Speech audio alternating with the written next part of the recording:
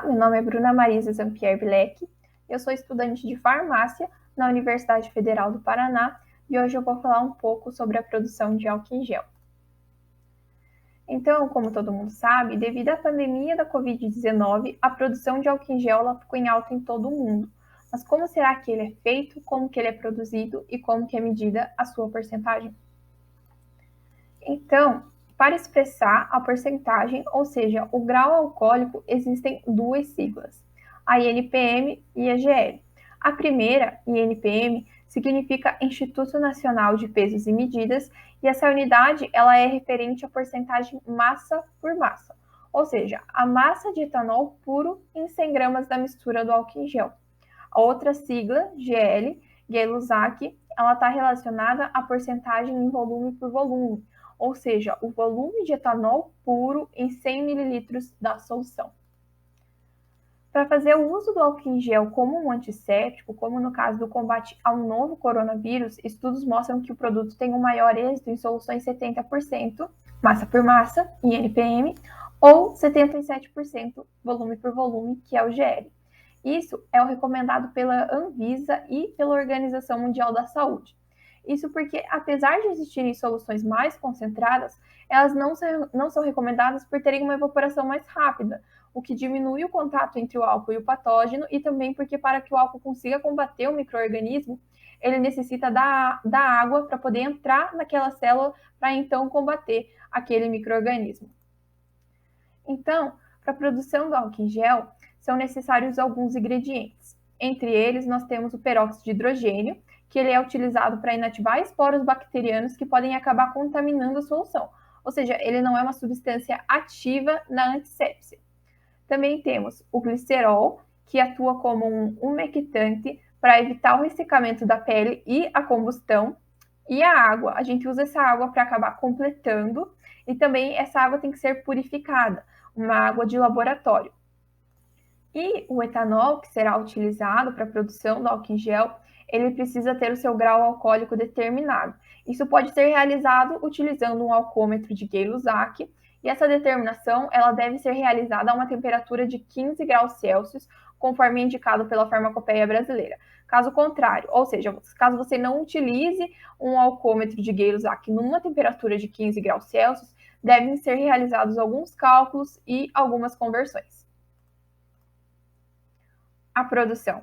A produção é um processo simples, basicamente de diluição e mistura, porém alguns erros ou dificuldades técnicas de manuseio e cálculo durante a produção podem acabar resultando em um produto de concentração diferente da desejada. Então, após a gente já ter determinado ou já ter o conhecimento do grau alcoólico com um alcômetro, deve-se em seguida determinar o volume desse álcool que a gente vai utilizar. Isso depende muito da quantidade total que deseja se produzir do álcool em gel.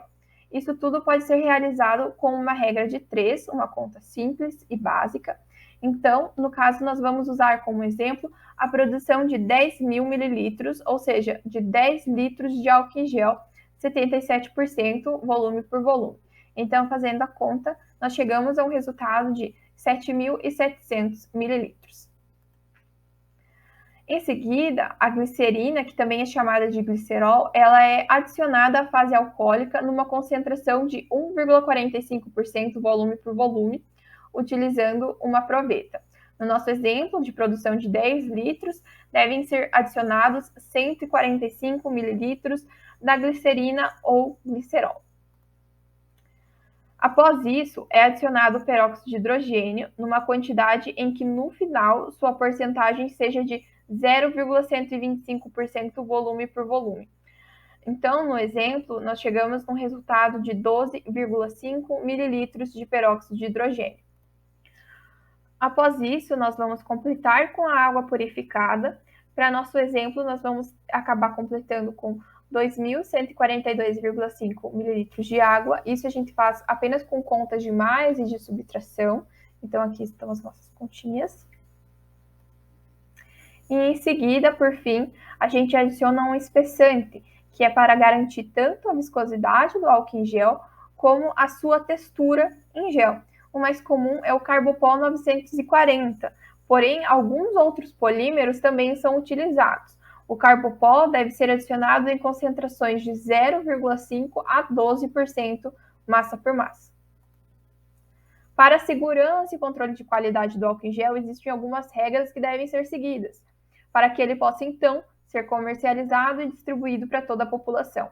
Como, por exemplo, o pH, por fim, ele deve estar entre 5 e 7. Caso contrário, deve ser ajustado.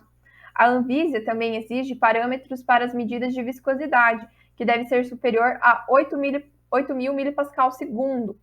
Isso deve ser feito a 20 RPM. Essa medida deve ser realizada a 20 RPM. RPM é uma unidade de medida para velocidade e significa rotações por minuto. Isso pode ser feito com o auxílio de viscosímetro. A medição da viscosidade ela é muito importante para o uso do álcool em gel, porque ele deve formar uma camada sobre a pele e deve se espalhar facilmente de maneira uniforme. Então, após todo esse processo, é feito o invase do produto, embalando e rotulando, atendendo todas as normas da Anvisa, como manter entre 15 e 30 graus Celsius, usando um rótulo padrão que é fornecido no site da Anvisa para então poder chegar às prateleiras.